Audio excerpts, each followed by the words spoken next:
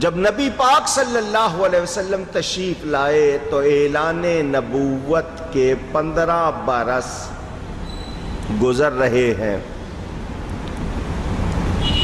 ہجرت کے دوسرے سال 2 ہجری میں یہ روزے فرض کیے گئے. پہلے کلمہ تھا، پھر نماز، پھر زکوٰۃ، پھر روزہ، پھر حج اور پھر جہاد. بزرگوں نے یہ سمجھایا اس دنیا میں آنے سے پہلے، اس دنیا کو عالم اجسام کہتے ہیں، جسموں کی دنیا. اس سے پہلے روحوں کی دنیا تھی. تو روح اس دنیا میں آنے سے پہلے کھانے پینے سے پاک تھی، اس لیے گناہ سے محفوظ. جسم کے اجزاء کا، اعضاء کا یہی حال. دونوں جب ملے جسم اور روح تو جسم روح کی وجہ سے اور روح جسم کی وجہ سے غذاؤں کی حاجت مند ہو گئی. تو دونوں مبتلائے گناہ، یعنی دونوں گناہ میں مبتلا ہو گئے. اب ضرورت تھی کہ کچھ دن ان کی مرغوب غذاؤں سے انہیں روکا جائے تاکہ انہیں پہلی حالت یاد آئے. کون سی حالت؟ جہاں یہ کھاتے پیتے نہیں تھے. نفس اور روح جسم میں ہے، ایک کی قوت دوسرے کا ضعف. ایک مضبوط ہوگا تو دوسرا کمزور، دوسرا مضبوط ہوگا تو پہلا کمزور. یعنی آپ روح کو قوت دیں گے تو جسم کمزور پڑے گا، جسم کو طاقت دیں گے تو روح کمزور پڑے گا. نفس کو کمزور کرنا ہے، روح کو کمزور نہیں کرنا. یہ روزہ ہمارا روحانی علاج بھی ہے، ہمارے نفس کو سنوارنے والا بھی ہے. روزے کے معنی کیا؟ عربی لفظ ہے صوم، صاد واو میم، جس کی جمع سیام. کیا لفظ ہے؟ صوم. اس کے ایک معنی رک جانے کے ہیں. الامساک عن الشیء والترک لہ، رک جانے، چپ رہنے. کہیں اس کے معنی صبر، کہیں اس کے معنی ضبط نفس یعنی نفس کو کنٹرول کرنا، کہیں اس کے معنی ثابت قدمی اور استقلال. یہ روزہ ایک پوشیدہ عبادت ہے. کیا ہے؟ پوشیدہ کا مطلب چھپی ہوئی. آپ کہیں میرا روزہ ہے، مجھے کیسے پتا چلے گا؟ میں اس پہ کوئی اعتراض نہیں کر سکتا. تو یہ بندے اور رب کے درمیان خاص عبادت ہے، اس لیے اس کی جزا بھی نہیں بتائی. اس کی جزا، اللہ کی راہ میں مال دو، تم نے 1 دیا، اس کی مثال دے دی 1 سے 700، یا اللہ جتنا چاہے دگنا تگنا چوگنا 1400.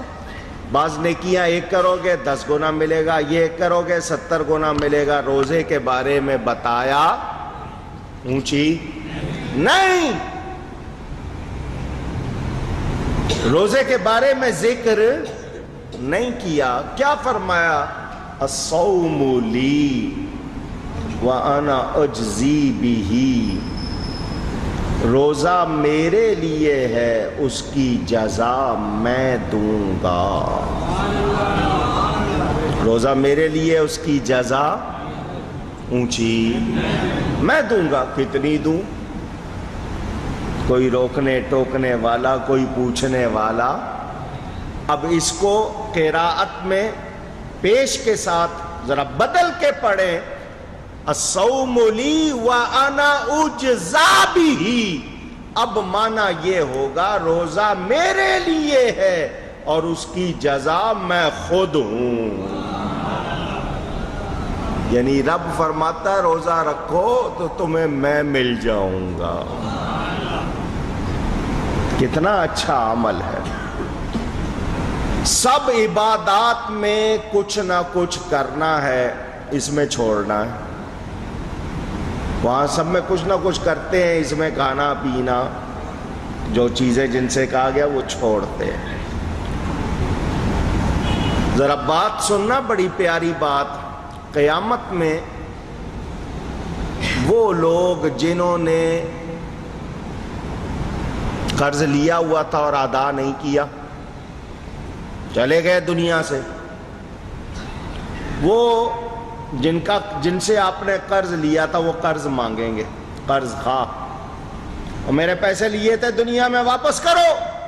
آپ کہیں گے نہیں ہے، تو کہیں گے دو، پھر یہاں پر وہاں آپ کو نمازیں دینی پڑ جائیں گی، نیکیاں دینی پڑ جائیں گی۔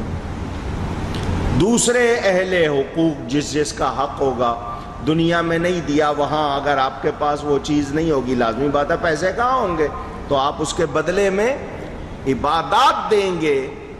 مگر اللہ نے یہ فرما کر مجھے اور آپ کو یہ بتا دیا، اور روزہ میرا ہے، کسی کو نہیں ملے گا۔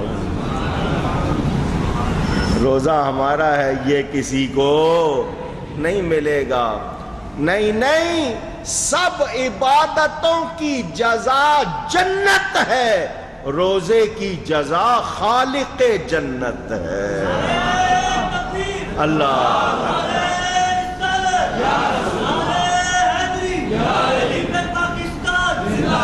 دوسری نیکیاں کرو جنت ملتی ہے، روزہ رکھو تو جنت بنانے والا ملتا۔ میرے دوستوں اور بزرگوں، جو کہنا مانے اس کو انعام دیا جاتا ہے نا۔ پوچھ رہا ہوں، آپ کے یہاں شاید رواج نہیں ہے، اس لیے آپ دیتے بھی نہیں ہوں گے، بول بھی نہیں رہے کہیں دینا نہ پڑ جائے۔ جو کہنا مانے اس کو انعام دیتے ہیں۔ کام کرنے والا، کہنا ماننے والا، آپ اس کو پیسے دے دیں گے، انعام دے دیں گے۔ جو عشق کرے، آپ سے محبت کرے، اس کو کیا دیں گے؟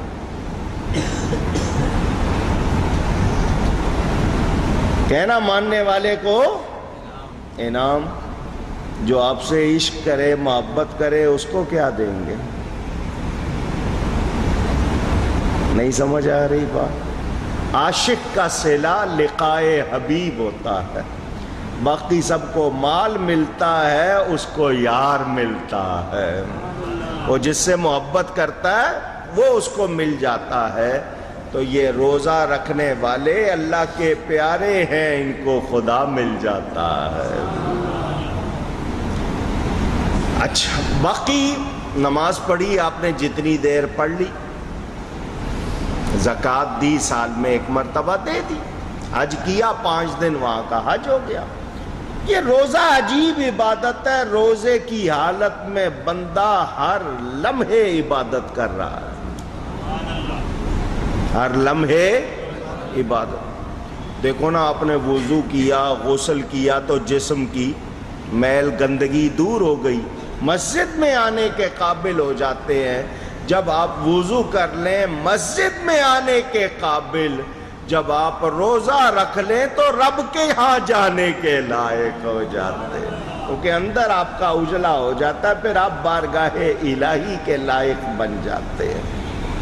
یہ نفس کی اصلاح کرنی ہے، اس کو سنوارنا ہے، درست کرنا ہے، اس کو ہلاک اونچی۔ فاقے کا مطلب یہ نہیں ہے کہ اپنی جان کو مار دو، تم ختم کر دو، نہیں، اس کو درست کر دو۔ یہ 1 مہینہ کیوں فرض؟ زمانے کی 3 مشہور مدتیں، زمانہ وقت کو کہتے ہیں نا، اس کی 3 مدتیں مشہور ہیں: ہفتہ، مہینہ، سال۔ اگر ہفتہ ہوتا بہت تھوڑا ہوتا، سال ہوتا زیادہ ہوتا، درمیانہ 1 مہینہ، امیر ہو غریب ہو، بوڑھا ہو جوان ہو، مرد ہو عورت ہو، عربی ہو اجمی ہو، مشرق میں ہو مغرب میں ہو، جنوب میں ہو شمال میں ہو، پوری دنیا میں 1 مہینہ سب کے لیے۔ 1 مہینہ، یہ نہیں تمہارے لیے الگ تمہارے لیے الگ، وہی 1 مہینہ پوری دنیا میں۔ یہ اسلامی مساوات ہے، امیر ہے یا غریب، بادشاہ ہے یا فقیر، سب نے روزہ رکھنا ہے جو جس پر فرض ہے۔ میرے دوستوں اور بزرگوں، کہتے ہیں دنیا کے درخت بہت بڑے بڑے ہوتے ہیں، یہ 200 فٹ اونچا ہے اور یہ 400 فٹ اونچا ہے، یہ اتنا بڑا پھیلا ہوا ہے، آدھے میل میں پھیلا ہوا ہے، اتنا بڑا درخت۔ لوگ کہتے ہیں دنیا کے درخت بڑے پھل چھوٹے، درخت بڑے پھل چھوٹے، اور دین میں کام چھوٹے ثواب بہت بڑے۔ کام چھوٹے چھوٹے ثواب بہت بڑے۔ میرے دوستوں اور بزرگوں، اللہ تعالیٰ نے یہ بھی مہربانی فرمائی کہ کون سا مہینہ، کسی مہینے میں بھی روزے فرض کر سکتا تھا، اس کو کوئی پوچھنے والا نہیں، تو اس نے کس مہینے میں کیے؟ جس مہینے کو بھی افضل فرمایا، مہینہ بھی افضل، یعنی عمل بھی اچھا، اس کا وقت بھی اچھا۔ تو اب ہم نے جان لیا کہ یہ بڑا پیارا کام ہے اور یہ مہینہ بہت پیارا ہے، لہذا اس کی قدر اونچی کرنی ہے۔ کہتے ہیں رمضان سے مشتق ہے یہ رمضان، موسم خریف کی بارش، زمین دھل جاتی ہے، صاف ہو جاتی ہے، ربیع کی فصل جو بہار کی خوب آتی ہے۔ تو یہ اس کے معنی یہ ہوں گے کہ آپ کے ہاں جو جتنی گندگی 11 مہینے میں جمع کی تھی، یہ آپ کو بالکل صاف ستھرا کر کے ایسا دھو دے گا اور اعمال کی کھیتی ایسی اگائے گا، سارا سال مزہ دیتی رہے گی۔ مگر شرط یہ ہے کہ اس کو پہچانیں، اس کے اندر محنت کریں۔ میں نے آپ کے سامنے ایمانی فلسفہ بیان کیا، اب انسانی فلسفہ بھی بیان کر دیتا ہوں۔ آج کل کے لوگوں کو ہے جی ہمیں سمجھاؤ